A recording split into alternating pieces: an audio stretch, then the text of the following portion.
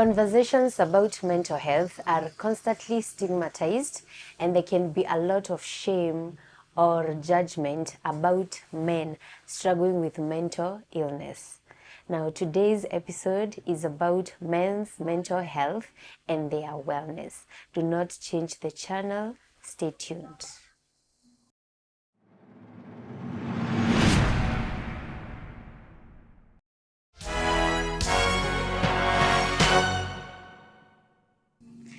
I have an incredible guest who will be talking to us about the same. Karibu sana. Thank you. Thank you, Linda. Briefly introduce yourself. My name is James Gitari. James Gitari is a father. He is also a social worker. I am more intrigued, and my passion is on being a menstrual champion. I fight to keep girls in school, girls who are facing period poverty. I am also a budget champion, and I'm also an FGM champion. James works at Africom Development Center as a team lead, where we deal with various issues, and mainly one is sexual reproductive health rights, climate change, mental wellness and nutrition, and leadership and governance. James is also a trainer and a consultant on matters community development. All right. Thank you so much, James. Now, let's start here. June is a month for men's mental health awareness. Do we ever take this month seriously? I think that is a yes and no question. For us, I'm privileged to work in an organization where we do take issues to do with mental health seriously, and where I meet various cases on mental issues. And but as a community, I think the issues to do with mental health have not yet been taken with the seriousness they deserve, and specifically men's mental health, or men's mental wellness, like we like calling it. So I think there is need for more sensitization, there is need for more highlighting, and there is need for more for us to encourage more men to come out of their shell and talk about their mental wellness and their mental health, so that this can be appreciated by the community. But you see, our community, from the way it is, from the way our community is mainstreamed, rarely do you find men being given the spaces to talk about their mental wellness. So I think this is also the community itself, by the virtue of our culture, the virtue of our religious beliefs, the virtue of our own beliefs and morality. I think those spaces are have not really been amplified for men to come out strongly and talk about their mental health. All right. So men rarely open up. They rarely speak up. Now, who do we blame? Do we blame the society, or we blame men? You see, Linda, I would want to answer this now as a man. The way we are created, or the way we have our inbuilt system, men are not built in a way that they can easily talk about what they are going through, especially if it is innate, something as innate as mental health.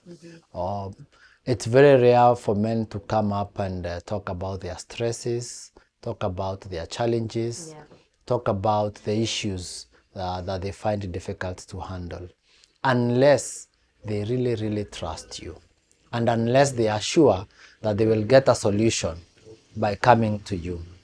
And you see, the way our community is modeled is that when men open up, to some extent, especially for us who are in this Chuka community, If you really open up to speaking about your problems, then it is seen as a sign of weakness.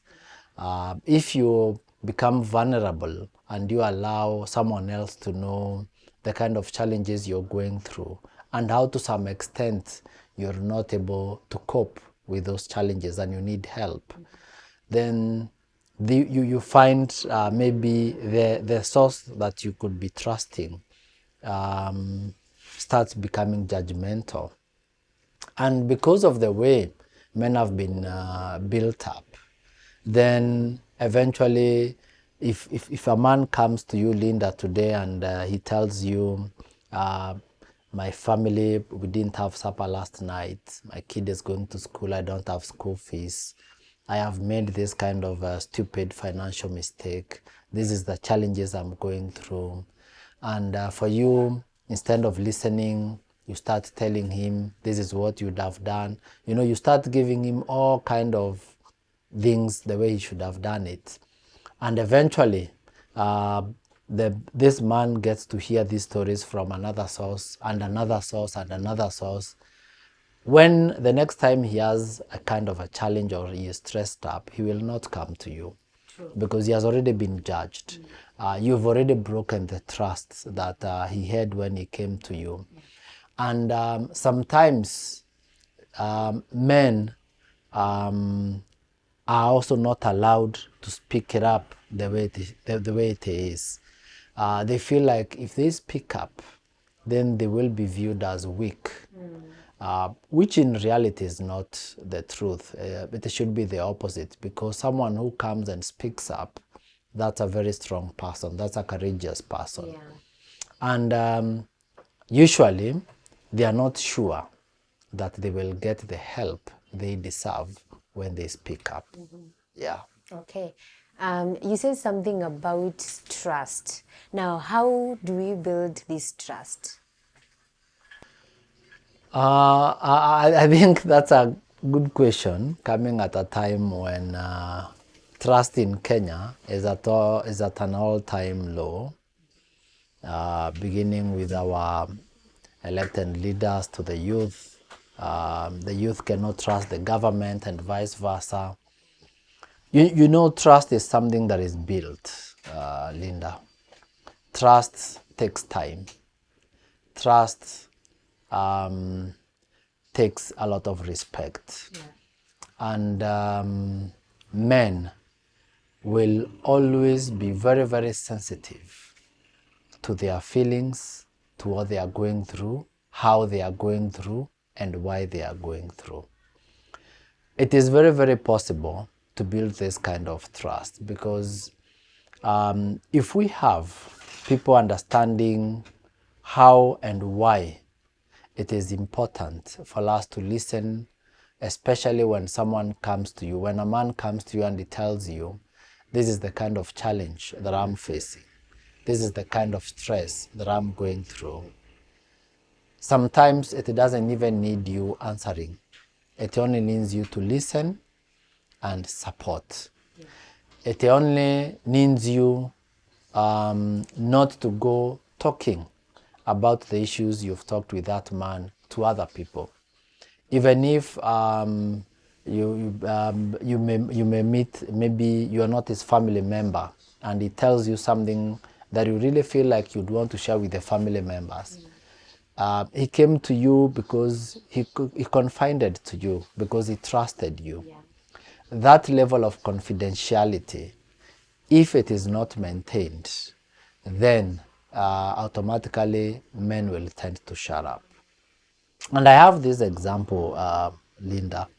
For example, and especially for men who are married, like myself, we have very few spaces through which we can actually talk about what we are going through. Because if you talk to your spouse, let's say I talk to my wife about what I'm going through, and eventually we have an argument in the house, then she starts saying, you know, you are acting this way because you are like this, you are like this. I confided in her. Yeah. I became vulnerable to her.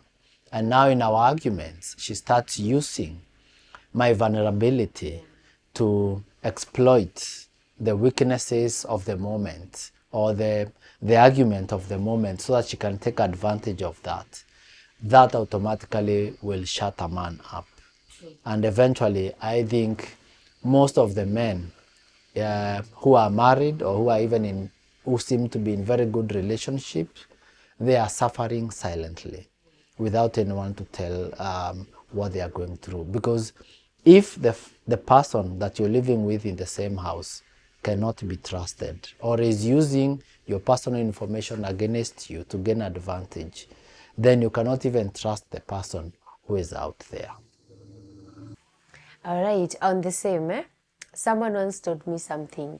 You don't hit a man at his weak area or his weak point, because you don't forget that thing. You forever carry it, like hautasahau. Is it true? Ni ukweli. Ni ukweli, Linda, wanaume huwa hawasahau.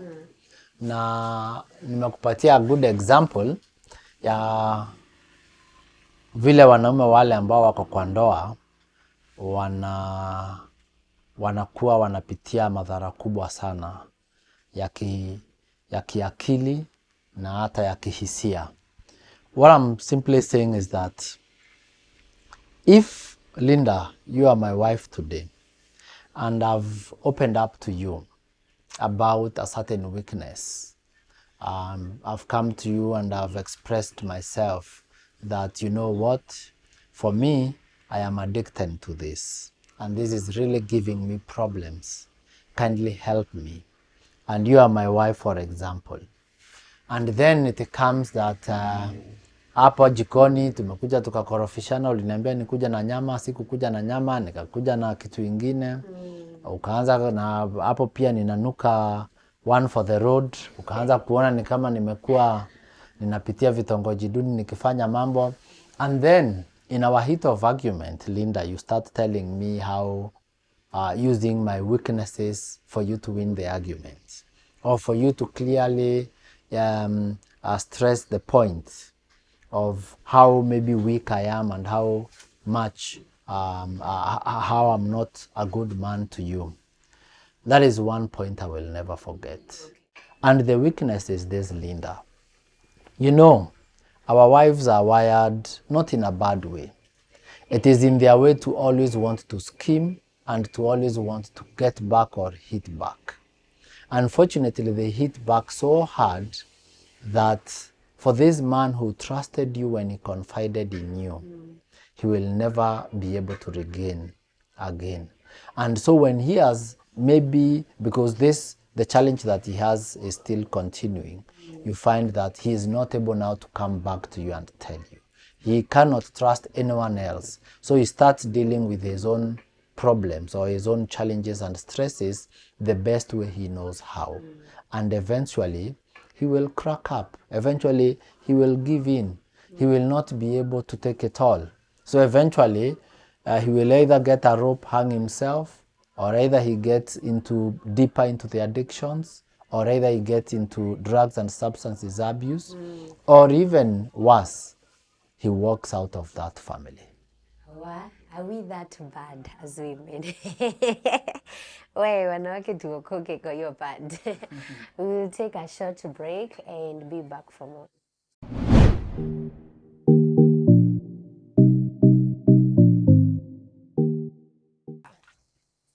Welcome back, Mr. Gitari. We've created a society whereby men find it hard to be vulnerable, whereby they cannot open up and share whatever it is they are feeling. Now, when I was doing my research, I found out that there are men who will go pay the sex workers not to even have sex with them, but for them to sit there and listen to them. Let's talk a little bit about that. Yeah, you know, Linda, on the one part, when I was doing my social work, I really majored in psychology. And I will tell you for free that sex is a therapy. And when I get married, this is one of the gifts that I should expect to get very freely, very openly, very genuinely, and very respectfully. It is a gift that should bond two people. The reason why a man will just go and pay a sex worker just to sit with her and talk to her or talk with her and she just listens is because these people understand the psychology better. And you'll find that this man is also not even an alcoholic. Maybe the whole night he has just taken 1 or 2 bottles, or he's even taking tea the whole night. One thing that is very clear, Linda, is that men need someone to listen to them. Okay. And that is the space that is not really there. Reason being that by the time you come to talk to your spouse, if I want to talk to my wife, she has already made a judgment out of whatever I'm talking to her about.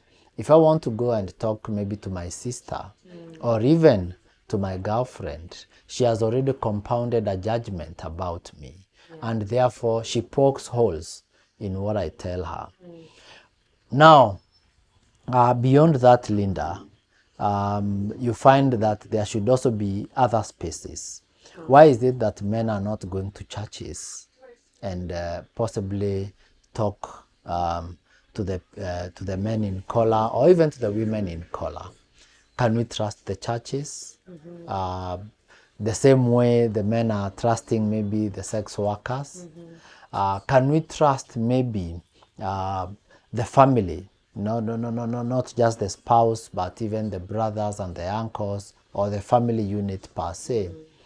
And there has been a great collision on this, Linda, where you find that if I am going through a stressful or a challenging period, and I'm trying to get someone whom can listen to me genuinely, respectfully, and in a judgmental manner, someone who will be empathetic to my situation, then there seems to be very few people in the society who are willing to do that for the men.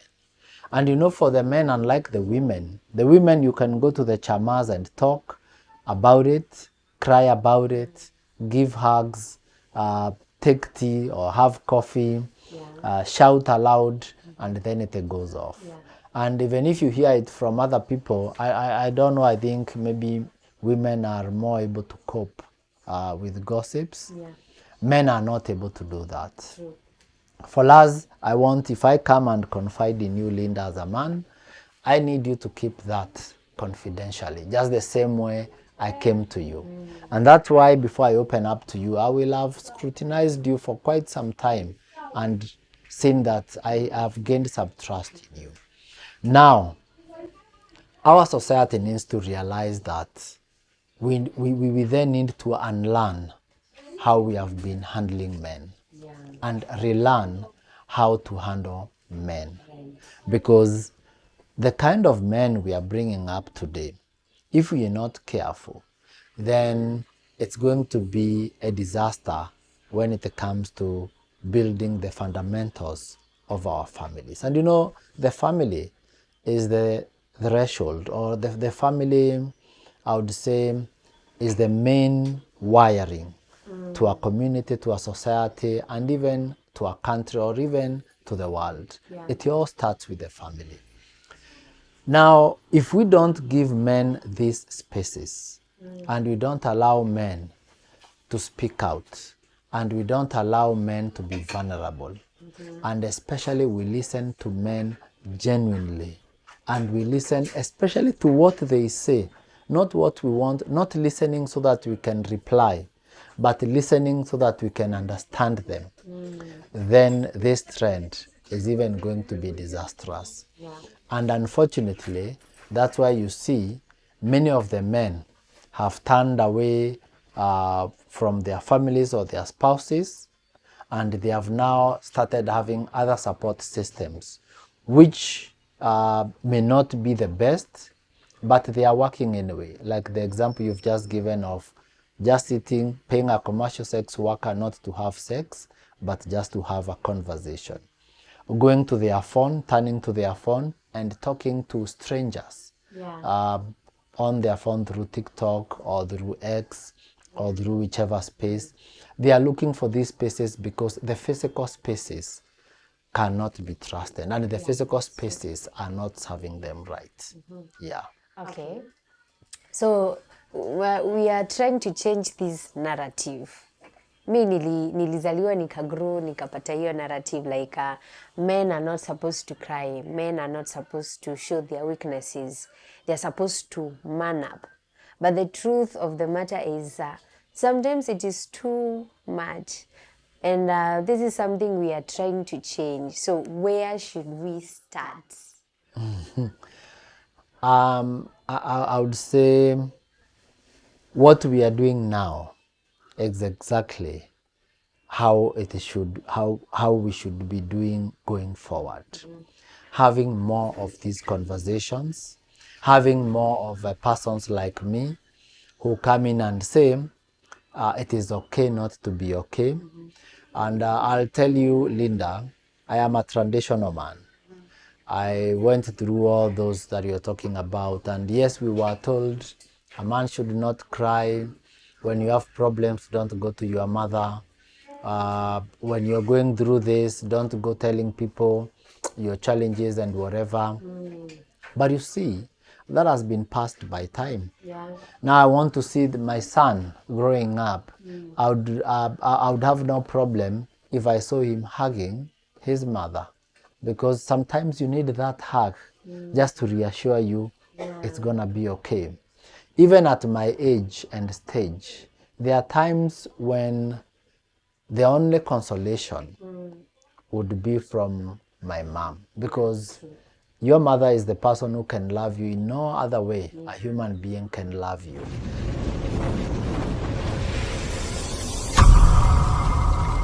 So once in a while, we need that hug, we need that assurance. And I think we need now to start unlearning our culture and relearning a new way of understanding that if a man comes and opens up and says, I am not okay, I am going through this is really pressing me down, please help me. Instead of us attacking him and showing how weak of a man he is, instead of us maybe looking down on him because he is crying, it's time we took an handkerchief, hold him, and we tell him it's going to be okay, brother. And Linda, you know, for me, I talk to you as a person who has been there, having lost my job. I was working at one of the biggest companies in Kenya, and I lost my job in 2017, and I had to move my family from Nairobi to Chuka. And yes, that is something I knew it had to come to happen one day, but you know how it happens, I will tell you, it will always affect you. And then you come, maybe the kind of lifestyle you are used to, it's not possible. You have to change your children to adjust. You change school, you change here and there, you come to a different housing setup, and possibly as a couple you had not sat down and thought through this, and then the reality hits you. Here you have a financial stress, here you have physical stress, here you are in a totally new dispensation. Nobody is there for you. And then when you look around, the people you thought were your friends, you find that they are no longer your friends. In fact, they are part of you losing the job or even going through what you're going through. And when you're at your lowest point, you realize that you have no friends. For the men, very few people will come and stand up with you. On the same, yes. Just a minute, Mr. Gitari. On the same, how did you manage to get through all that? That period when you lost your job, you're trying to adjust. How did you manage to get through that? I will tell you, Linda, it's one of a period I would not wish on any man. I would say I'm grateful there were a few men who came and held my hand. I tried, because I would do this business, it fails. I do this, it fails. I tried this, it fails. And sometimes you think, is it me who is wrong or is it them? And many of the times the fingers will be pointing to you. Yeah. The good thing with me is that I handled the training. I was able to educate myself. I was able to sit with a few, two old men. One is deceased now, he is my godfather. And when I opened up to him, he was able to take me through resilience and being patient and looking up to other things. And Linda will tell you, unfortunately, even if I made it through, it took away my family. And this is something that I was not looking forward to. And if it was not maybe for the one or two men who came in and saw what I was going through, and they took my hand, and they made me realize that I have to start now taking care of myself. So for starters, I did three things, Linda. One, I very intentionally and deliberately looked inward and decided to take good care of myself, and I should come first. Yeah. Secondly, I adjusted to the situation, and I realized the few who were for me were my support system. And today I sit here with you because those few men who came to my life really supported me. And thirdly, it's all about then being resilient. And I think that's the breaking point of men, especially if you lose your job, you lose your family, you see the children that you really wanted to give the best and you can't give them. Yeah. That's the breaking point of men. If you don't have someone to talk to. If I didn't have someone to talk to, if I didn't have someone to support me, then I would not be sitting here today. Probably would be talking of a different story. Yeah. All right. Mr. Gitari, I am looking forward to a day whereby men will be there for each other. Like unapata, for example, if a man is going through something, some men will not even share with their fellow men. Hata wakipatana maybe game or even when they are catching up, they will be like, watawachi game, what take a bottle or two and that's it. But they will not open up. I'm looking forward to whereby men will be hugging each other. Okay, najua inaka, you know, you know, when you go out there and you see a fellow man hugging another man, you'll be like, kuna kale ka mentality ka, ay, neje majama wanahagiana and stuff. But I'm talking about ile brotherly love, ile holding each other, like, if a man is going through something, ninajua nikienda kwa Gitari atanisaidia. Nikienda kwa Gitari, I'm going through something, I'm having a very difficult time, and I just want a hug. And I'm like, Gitari is my friend, he's my brother. So nakuja kwako, nakwambia, Gitari, I could really use a hug right now as a brother, and you hug him. And Akilia, you are like, you just rub his back and you are like, it's okay, everything is going to be fine. You know, like the way us ladies do it. I'm really looking forward to that. It will be so beautiful, beautiful scenes. Yeah, and that is possible, Linda. You know, the reason why we are having such a conversation today about men's mental health and supporting men is because of the realization that men too need help, and men too cry for help, and men can be supported in a way that does not take the, for lack of a better word, it does not take the manhood away from them. Yeah. Because, you know, as for men, we have our ego. And I think that could be the curtain that sometimes needs to be unveiled so that for the men, we can be vulnerable to each other. And let me say, Linda, the most unfortunate thing is that you can find men who are buddies. They go to watch football together, they go drinking together, they do a lot of business together, but they rarely take time to maybe pause and ask, how are your children doing? How are you doing at home? Do you have meals? Have you paid rent? Do you have clothes to wear? Are you okay? Do you think the way your family is going or the way you are going is the best way? So you find, yes, we can be doing a lot of these things, and eventually when disaster strikes, maybe one of them commits suicide or one of them is in hospital due to depression. That's when they start realizing that they don't know each other. And that's the disaster of the relationship amongst men. That we can talk about money, we can talk about women, we can talk about politics and football, and rarely do men sit and talk about themselves. And I think then we are coming to the realization that beyond the things that we do together as men, it's also very important for us now to start having a conversation about what do men want? How do they want it? Why do they want it? And when do they want it? Really, Madam Linda, will you find, if for example, we are in the same, we are facing the same challenge. Let's say we don't have our supper. And we make a call to the same person. Umwambie wewe hauna food na mimi pia nimwambia sina food. Na kuuliza unataka how much 200. Pia mimi nimwambia 200. Nani atatumiwa haraka? Ndio. Na huyo tunapigia ni mwanaume, si ndio? Ni kweli. Si ni kweli? Na ni kwa nini sasa?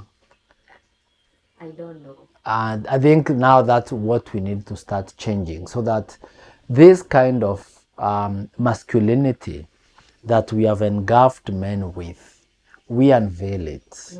And we also realize that men, yes, they could be masculine physically, but socially and maybe physiologically and even mentally, they need help as much as women need help. That if I am crying for help and Linda is crying for help here, then there should be an equalization where we both get assisted and supported in similar ways. Don't assume that because I'm a man, nitaweza kujitafutia food huko. Ukiniacha nijitafutie food huko, two things could happen. Maybe I will take a gun or a knife, nichukue food ya mtu cha nguvu. Then niingie wapi? Jela. Ama itabidi niende nifanye mambo ambayo haifai nipate ile food. While wewe unajua ukipiga call labda yako ina come through. So eventually, and I think I would want to take that maybe an extra to something that is happening, Linda, where you find young men going for older women. Women who are more economically, financially stable. They are doing their jobs. And eventually unashangaa huyu kijana ni nini anaendea kwa huyu mama mzai. Lakini ni kwa sababu ameona that's the only place anaweza pata hiyo help. Because our culture, our system is telling this young man, we fanya job, pull up yourself with your own shoestring, even if you don't have one, and work hard until you get to a certain level. Linda here alimaliza shule the same time with a young man. Amepewa head start kidogo. Amekuja akapata kuna women fund, hata kuna bank za women, kuna loans za women. Ameenda kwa babake amempatia loan. Ameenda kwa chali yake hata amemboost. Family come together, they want to start the same business, Linda and the brother. Linda anasukumwa kwanza ati kwa sababu yeye ni girl child. Then the brother is left, step behind. And when as a lady then you become so empowered and you look around who is going to marry you or even get into a genuine relationship with you, there is no one, because all the men have been left behind. So you have to pick someone, umuoshe kidogo, umngarishe, alafu mwanze relationship ambayo wewe ndio utakuwa call the shots, hata kuwa mwanaume kwa ile relationship. And I think These are the kind of conversations we should be having. So this young man here, will he have a support system really? No. Hatakuwa na support system. In our days, I would see our fathers and my grandfather especially, once in a while, especially once in a week or during the weekends, I would see him sit outside na wanaume wengine wazee wakiongea kidogo, wakisniff tumbako, wanachoma nyama, wakiongeaongea mambo yao polepole, and eventually I would see things getting straightened up, even if my grandfather was in a bad situation. Siku hizi, rarely do men meet and talk about themselves. So I think this is a conversation that men should not be wary of having. Men should not be afraid of having. It is a conversation that men should insist very deliberately and intentionally by first taking care of themselves, secondly, pulling together, and thirdly, understanding that they should support a lot of each other. things. So, Mr. Gitari, what are your final remarks on this? My remarks would be that mental health is not a weakness. Mental health is a condition just like the way you can have malaria or you can have a cold. Mental health is not something to be ashamed about. As a man showing your vulnerability, as a man sharing your weaknesses, as a man sharing your challenges and the stresses you're going through, that does not make you less of a man. For the men whom when we have problems we go to, if a man comes to you, if a fellow man comes and tells you he is going through a certain challenge, a certain stress, just help him to fold his collar and don't go talking about it. And at the end, I would ask all the men, let us be brave enough, no matter what we are going through, by speaking up, by crying, and by understanding that it is okay not to be okay. Being a man doesn't mean going through hardships in silence. It means that you can allow yourself to be vulnerable and at the same time not lose your manhood. Thank you very much. All right, thank you so much, Mr. Gitari. What I would say is that men get depressed, men suffer from anxiety, they have traumas, they get abused too. Now, these men are our fathers, our brothers, our friends, our partners, our spouses, and they matter. And so we should do all we can to be there for men as women and also fellow men. Thank you so much, Mr. Gitari, for this wonderful conversation. It was really inspiring and educational at the same time. Help us by subscribing to our channel, Goldenarctv, that is Golden and then ARC. Subscribe, share, drop your comment, like, and hit the notification bell so that you can be notified every time we upload the video. Thank you.